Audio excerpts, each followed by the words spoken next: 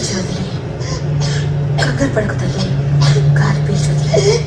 Joy, నా purse కార్లో ఉండిపోయింది. ఇంకోటి ఎక్కడుంది? ఒకవేళ నీ బ్యాగ్లో ఉందేమో చూస్తాను.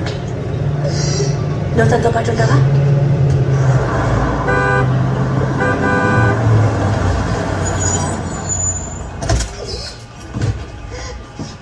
రేజ్, ఇప్పుడు ఎలా ఉంది?